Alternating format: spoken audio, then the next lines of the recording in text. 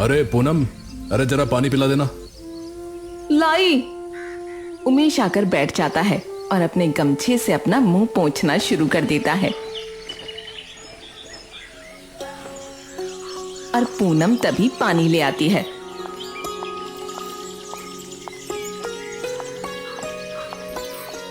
ये लीजिए। उमेश पानी पीकर ग्लास नीचे रख देता है।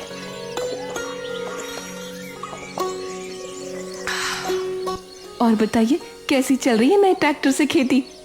अरे चल तो खेती बढ़िया रही है, बस एक बार कटाई हो जाए, पैसे आते ही सबसे पहले बैंक का कर्ज उतारूंगा ताकि हमारे जमीन के कागज हमें वापस मिल जाए बस।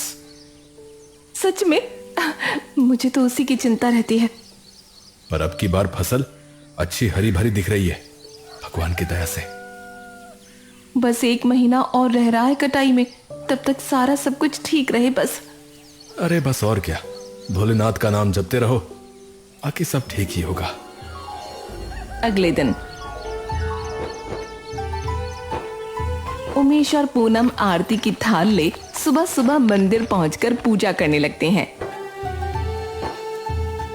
जय भोलेनाथ, हर हर शंभू, ओम नमः शिवाय। हर हर महादेव। उमेश और पूनम अपने जग से थोड़ा सा दूध निकालते हैं और श्रद्धा से शिवलिंग पर अर्पित कर देते हैं और बाकी का बचा सारा दूध बाहर बैठे गरीबों में बांटने लगते हैं। तभी उस भीड़ में खड़ा एक संत उन्हें देखकर मुस्कुराने लगता है।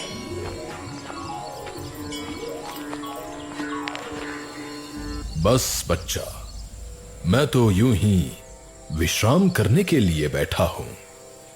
अच्छा, वैसे यदि तुम बुरा न मानो तो तुमसे एक बात पूछ सकता हूं? जी जी पूछिए बाबा जी। मैं तुम्हें देख रहा था कि तुम मंदिर आए और अपने बर्तन से थोड़ा सा दूध निकालकर शिवलिंग पर अर्पित किया और बाकी का दूध गरीबों में बांट दिया। पर क्यों?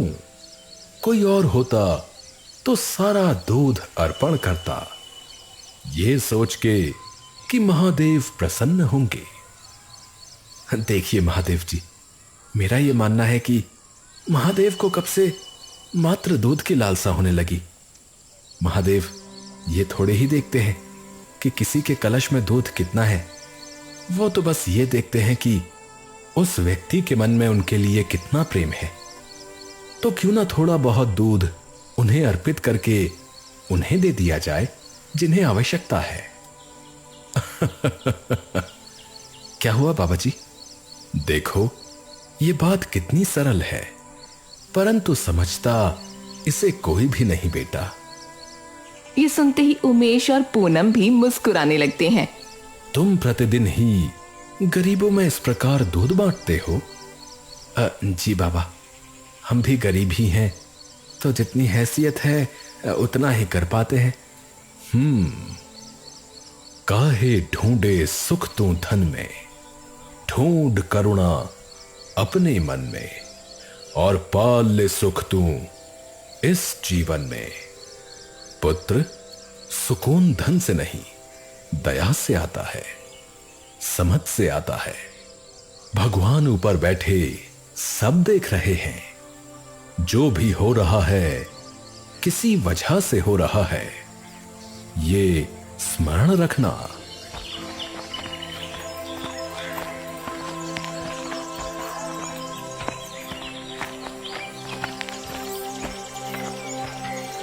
एक महीने बाद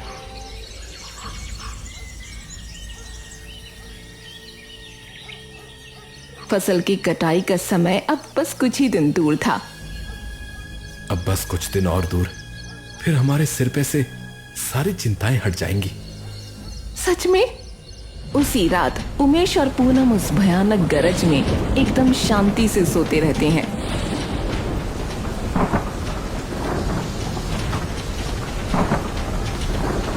और जैसे ही वो अगली सुबह जागते हैं,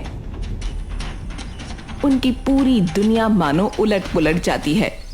अपनी मेहनत से सींची उन फसलों का ऐसा हाल देख उमेश और पूनम चूर चूर हो जाते हैं। उमेश जी, ये क्या हो गया? उमेश अपनी फसलों का हाल देख एकदम सुन्न पड़ जाता है। अरे अरे नहीं नहीं नहीं नहीं, अरे भोलेनाथ भोलेनाथ, आप ऐसा नहीं कर सकते, नहीं नहीं नहीं नहीं। उमेश और पूनम काफी देर तक यूं ही बैठे रोते रहते हैं, फिर वापस अपने घर आ जाते हैं।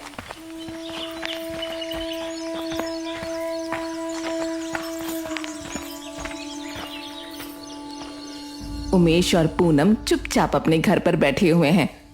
अब क्या करेंगे? अब तो बस भोलेनाथ ही हमारी सहायता कर सकते हैं, अब उन्हीं का ही आसरा है। कुछ महीने यूं ही बीत जाते हैं, लेकिन उमेश और पूनम के हालात उनके खेत के बर्बाद होने से अब एकदम खराब हो जाते हैं। तभी एक दिन पूनम बाहर खड़ी कपड़े सुखा रही होती है कि तभी उसे दिखता है कि दूर से एक सफेद सी गाड़ी आ रही है। गाड़ी उमेश के घर के सामने रुकती है, जिसके अंदर से 2 सरकारी अफसर बाहर आते हैं। अब ये लोग कौन हैं? उमेश जी घर पर हैं? अभी बुलाती हूँ। पूनम अंदर जाकर उमेश को बुला लाती है। उमेश जी, हम बैंक से आए हैं। पिछले 2 महीने से हम आपको कई नोटिस भेज चुके हैं ट्रैक्टर की किश्त के, पर आपने किसी का कोई जवाब नहीं दिया। पिछले 3 महीनों से ट्रैक्टर की कोई किश्त नहीं गई है, इसलिए बैंक ने आपका ट्रैक्टर सीज करने का ऑर्डर दिया है। उमेश हाथ जोड़ लेता है। साहब, फसल बर्बाद हो गई थी, बस थोड़ा वक्त और दे दीजिए, मैं सारा पैसा चुका दूंगा। देखिए, हम मजबूर हैं, नियम यही है। मैकेनिक ट्रैक्टर पर रस्सी बांधता है और इंजन स्टार्ट करता है। ट्रैक्टर धीरे धीरे आगे बढ़ने लगता है। अगर बाकी पैसा भी नहीं चुकाया तो जो जमीन आपने गिरवी रखी थी ट्रैक्टर की डाउन पेमेंट के लिए, वो भी बैंक की हो जाएगी। ये सुनते ही उमेश जमीन पर बैठ जाता है और देखते ही देखते उमेश और पूनम की नजरों के सामने से ट्रैक्टर दूर चला जाता है। हे भगवान, ऐसा क्या पाप कर दिया हमने? उमेश का हाल इतना बुरा होता है कि अब उसकी जुबान से एक शब्द भी नहीं निकलता। अगले दिन तभी पूनम आकर उमेश को जगाने लगती है। उठिए, जल चढ़ाने जाना है। तुम चली जाओ, मैं नहीं जा रहा। ऐसा क्यों कह रहे हैं? सब ठीक हो जाएगा, हार मानने से क्या होगा? भरोसा करने से भी क्या हुआ? मैं कहती हूँ उठिए, यहाँ अकेले लेटे लेटे दिमाग खराब हो जाएगा आपका। उमेश जबरदस्ती उठकर तैयार हो जाता है और पूनम के साथ मंदिर चला जाता है। क्यों? आखिर क्यों किया आपने ऐसा? उमेश और पूनम पूजा करके बाहर आ जाते हैं और रोज की तरह गरीबों में दूध बांटने लगते हैं। हमें यह करना बंद करना होगा, अब हमारे पास इतने पैसे नहीं हैं। ऐसा मत बोलिए। तभी एक बार फिर से वो संत वहां आ जाते हैं। आज कुछ उदास लग रहे हो। उमेश और पूनम उनकी ओर देखते हैं। नमस्कार बाबा जी। आयुष्मान भव।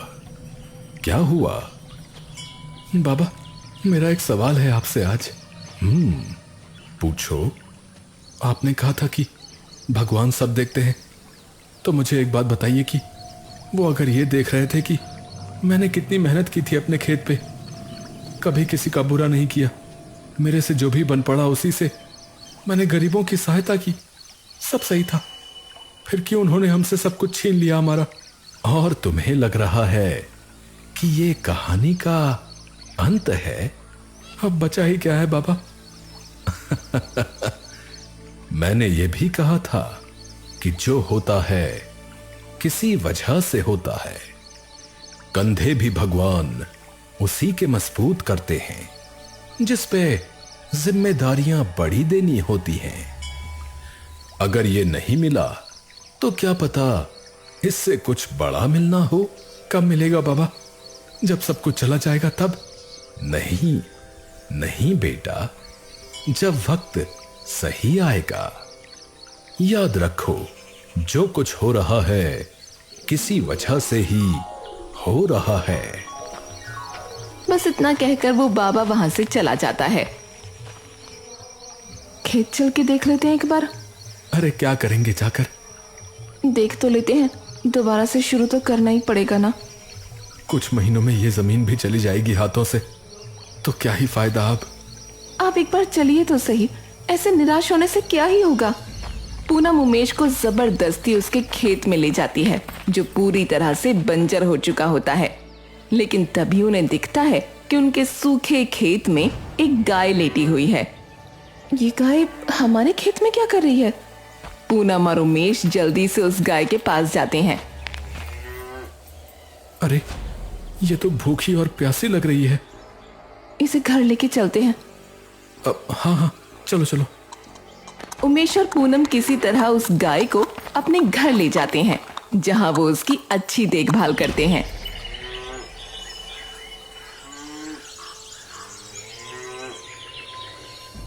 इसे रख नहीं सकते हम। क्यों नहीं रख सकते? और कहां छोड़ के आएंगे? अरे ऐसे कब तक रखेंगे? इसके रहने के लिए गौशाला बनानी होगी और फिर इसे यहां रखने में बहुत खर्चा भी होगा। इसके चारे का खर्चा, और अगर इसे दिक्कत आई तो डॉक्टर का खर्चा। गाय को पूजा जाता है और आप इसे छोड़ के आने की बात कर रहे हो? मैं कहीं नहीं छोड़ के आने वाली इसे, ये यहीं रहेगी। गौ माता का निरादर नहीं करने वाली मैं। अरे पर तुम समझ क्यों नहीं रही? आपको क्या हो गया है? माना बुरा वक्त चल रहा है, पर इसका मतलब ये थोड़ी है कि इंसानियत बिल्कुल खत्म कर लोगे आप। उमेश कुछ नहीं बोल पाता। उसी शाम पूनम और उमेश अंदर शांति से काम कर रहे होते हैं कि तभी उन्हें उसी गाय की आवाज आती है। इसे क्या हुआ? उमेश और पूनम बाहर जाकर देखते हैं।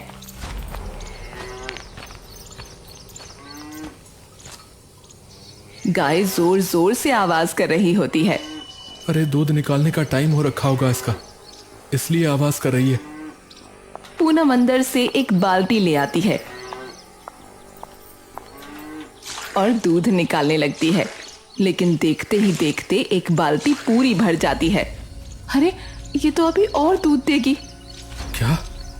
चलो मैं एक और बाल्टी लाता हूं अंदर से। उमेश अंदर से एक और बाल्टी ले आता है, लेकिन गाय के दूध से वो बाल्टी भी पूरी तरह भर जाती है। ये क्या है? ये तो रुक ही नहीं रही। क्या अभी और दूध देगी क्या ये? हाँ, देखते ही देखते उनके घर की सारी बाल्टियां और कुछ बर्तन दूध से भर जाते हैं। पूनम और उमेश इतना सारा दूध देखकर दंग रह जाते हैं। ये कैसे हो सकता है? अरे एक गाय में इतना सारा दूध कैसे हो सकता है? ये इतना कैसे दूध दे सकती है? तभी वो गाय उनकी ओर देखती है और उमेश और पूनम जैसे ही उसकी आंखों में देखते हैं, उन्हें उस गाय की आंखों में उस बाबा का प्रतिबिंब दिखाई देता है। मैंने कहा था ना, कंधे भी भगवान उसी के मजबूत करता है जिस पर जिम्मेदारियां बड़ी देनी होती हैं। अगर ये नहीं मिला तो क्या पता इससे बड़ा कुछ मिलना हो। ये सुनते ही उमेश और पूनम कुछ देर के लिए स्तब्ध रह जाते हैं। ये तो चमत्कार हो गया। उमेश की आंखें एकदम से मानो शर्म से झुक जाती हैं। हे भगवान, पूनम मैं ये क्या करने जा रहा था? मैंने ये गाय, जो कि शायद खुद महादेव ने हमें भेजी है, मैं उस भेंट को ठुकराने वाला था। मैंने भोलेनाथ पर, हमारे भोलेनाथ पर सवाल उठाए। पूनम मैं कहां से इस भेंट के लायक हुआ? संभालिए खुद को। अब तो आपको गलती का एहसास हो गया ना, तो अब इस भेंट को स्वीकारिए ना। पूनम और उमेश जाकर अपनी गाय के पैरों में अपना सर झुका लेते हैं। मुझे माफ करना गौ माता, मुझे माफ करना। अब इस दूध से हम अपनी दुकान शुरू कर सकते हैं, दूध की। और बाकियों से कम दाम पर देंगे दूध, जिससे कई लोग भी आएंगे।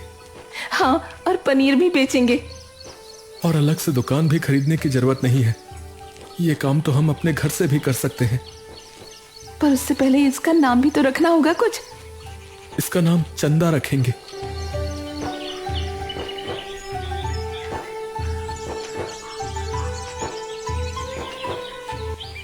दिनों में पूनम और उमेश अपनी डेयरी खोल लेते हैं।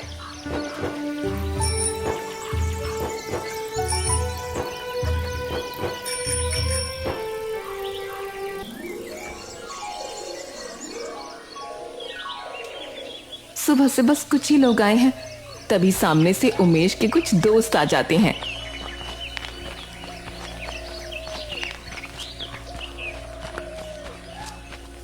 अरे उमेश भाई, अरे कैसे चल रही है नई दुकान है? अरे बस भाई, पहले दिन तो कहाँ ही ग्राहकी होती है, पर तुम लोग आए हो तो कुछ लेके तो जाना ही पड़ेगा। अरे चलो कोई नहीं भैया, तेरा भी फायदा करवा देते हैं। 2 किलो दूध कर दिए भैया। और मेरा पनीर कर दियो भैया, 1 किलो है। ला फिर मेरा भी कर ही दे भाई, 1 किलो दूध। सुबह नहीं लाना पड़ेगा उठ के अलग से। उमेश उन सभी को उनका दूध देकर सारे पैसे बता देता है। क्या बात कर रहा भाई, इतना सस्ता? हाँ भाई साहब, ताकि कोई भी खरीद सके, वो भी जिसके पास पैसा कम हो। भाई तुम्हारा नुकसान नहीं हो रहा है? पूनम और उमेश एक दूसरे की ओर देखकर मुस्कुराने लगते हैं। काहे ढूंढे सुख तू धन में, ढूंढ करुणा अपने मन में, और देख तू सुख आते जीवन में। अरे वाह वाह वाह भैया, अरे कवि हो गए हो, क्या खूब बात कही है भाई। तुम्हारी दया भावना ने, सच कह रहा हूं यार, मेरा मन तो जीत लिया। चलो भाई, इतने खुश हो तो अपने आसपास या जान पहचान वालों को भी बता देना।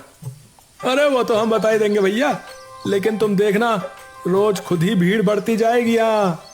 अरे यार, तुम्हारे मुंह में घी शक्कर।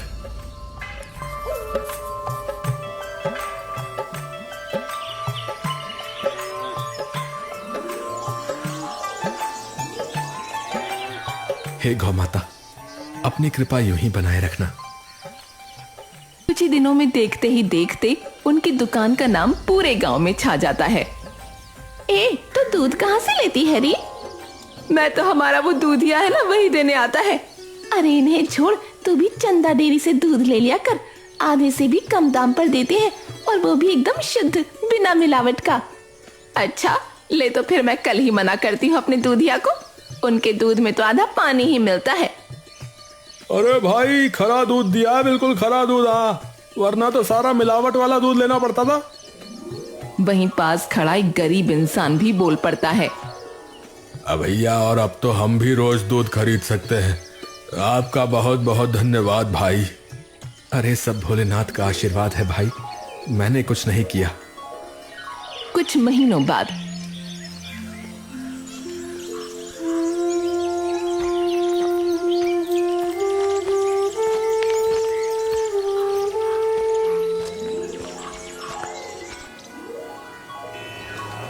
बैंक कर्मचारी उन्हें उनके खेत के कागज वापस दे देता है। धन्यवाद। उमेश और पूनम अपने घर के कागजात लेकर वापस चले जाते हैं।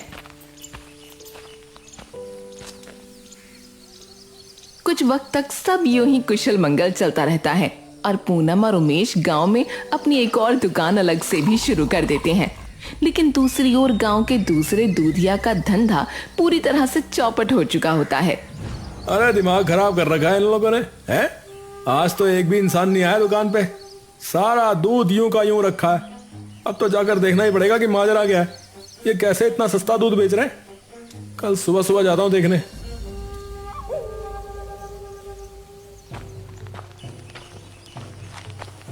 नाथू अगली सुबह होते ही उनके घर के बाहर जाकर छुप जाता है, जहाँ एक लकड़ी का तबेला बना है जिसमें उनकी गाय बंधी होती है। अबे यार, यहाँ तो बस एक ही गाय है, और तो कुछ दिख भी नहीं रहा। तभी उसे दिखता है कि अंदर से पूनम और उमेश बहुत सारी बाल्टियां लिए आ रहे हैं।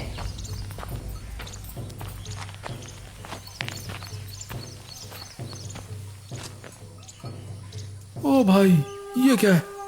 इतनी सारी बाल्टियां क्यों लेकर जा रहे हैं यार ये लोग? वो भी एक गाय के लिए?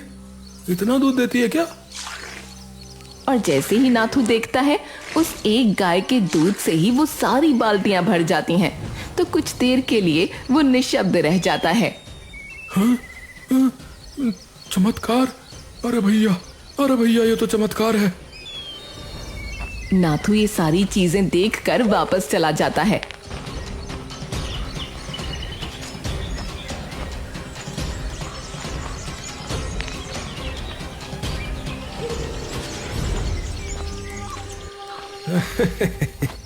अब समझ गया कि क्या करना है।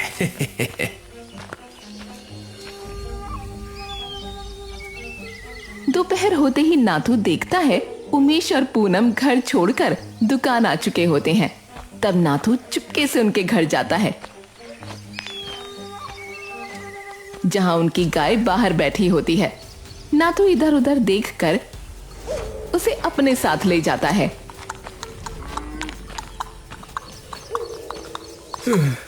अब इस गाय को ऐसी जगह छुपाऊंगा कि किसी को भी समझ नहीं आएगा कि कहाँ गई। ये गाय तो इतना दूध देती है कि 4 दुकान खोल लूं दही दूध की। अब तो पैसों की बरसात होगी, अब तो पैसा ही पैसा होगा।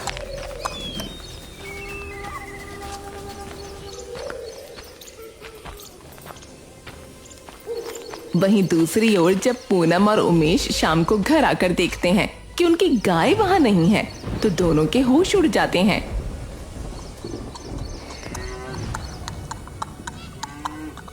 हे भगवान, चंदा कहाँ गई? उमेश दौड़कर इधर उधर देखता है, लेकिन उसे वो कहीं नजर नहीं आती। अरे कहाँ गई? एक बार थोड़ा दूर जाकर देखते हैं। उमेश और पूनम दौड़ते हुए हर जगह गाय को ढूंढने लगते हैं, लेकिन उन्हें वो कहीं नहीं दिखती। अरे कहाँ गई? कहीं भी नहीं दिख रही। तभी सामने से 3 गायें चलती हुई आती हैं।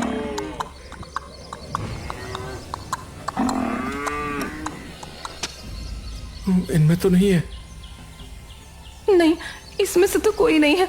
ये तो यूं ही गलियों सड़कों पे घूमने वाली गाय है। तभी उमेश के चेहरे पर अनोखी सी मुस्कान आ जाती है। क्या हुआ? आप ऐसी परेशानी में मुस्कुरा क्यों रहे हैं? अरे इसलिए मुस्कुरा रहा हूं क्योंकि जिस काम के लिए महादेव ने चंदा को हमारे पास भेजा था, वो उद्देश्य पूरा हो गया। हाँ। उमेश एकदम से खुशी से पूनम की ओर देखता है। महादेव ने चंदा को इसीलिए ही हमारे पास भेजा था ताकि वो हमें बचा सके। अब जब वो उद्देश्य पूरा हो गया तो वो भी गई। पर अब हम क्या करेंगे? जवाब सामने ही है। हम जब भी बाहर निकलते हैं तो कितनी ही गायें भूखी प्यासी सड़कों पर गलियों में घूम रही होती हैं कि शायद उन्हें कोई रोटी ही दे दे। तो अगर हम उन सभी गायों को अपने साथ ले आए तो उन्हें बसेरा मिल जाएगा और हमारा काम भी वैसा ही चलता रहेगा, है कि नहीं? हाँ, ये सही कहा आपने। शायद चंदा गई ही इसलिए ताकि हम इन गायों की मदद कर सकें। हाँ, और याद है उन बाबा जी ने क्या कहा था कि जो कुछ हो रहा है वो किसी वजह से ही हो रहा है। उमेश और पूनम उन गायों को लेकर अपने घर चले जाते हैं।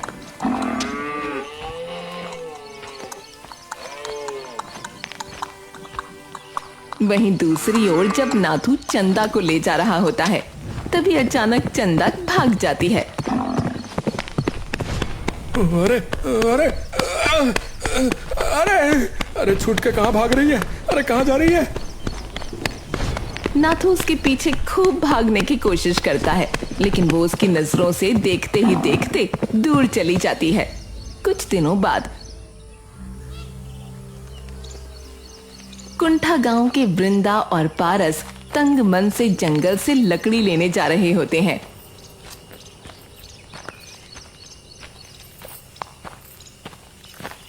कब तक यूं ही लकड़ी बेच बेच के काम चलाएंगे? और कोई चारा भी तो नहीं है। सारी जमीन और घर तो भैया ने हड़प लिया। कोई नहीं, भोलेनाथ सब सही करेंगे। बिल्कुल, हमें बस अपना मन साफ रखना है। पारस और वृंदा जैसे जंगल में पहुंचते हैं, वो देखते हैं कि तालाब के पास एक कमजोर सी गाय लेटी है। ओहो, मुझे तो लगता है कि कई दिनों से शायद कुछ खाया पिया नहीं है इसने। चलो इसे घर ले चलते हैं, वहां हम ध्यान रखेंगे इसका। पारस और वृंदा भी उसे घर ले जाते हैं और चंदा उन दोनों की तरफ देखने लगती है। लगभग 1 साल में उमेश और पूनम अपनी एक गौशाला बना लेते हैं, जिसमें वो कई सारी गायों को इकट्ठा कर उनकी रोज सेवा करते हैं। वहीं दूसरी ओर चंदा के आने से खुशहाली छा जाती है और आखिर में उन्हें भी अपनी सच्ची श्रद्धा और सच्चे मन की वजह से खूब तरक्की मिल जाती है। क्योंकि चंदा हमेशा उसी के पास ठहरती है जिसका मन सच्चा और साफ होता है।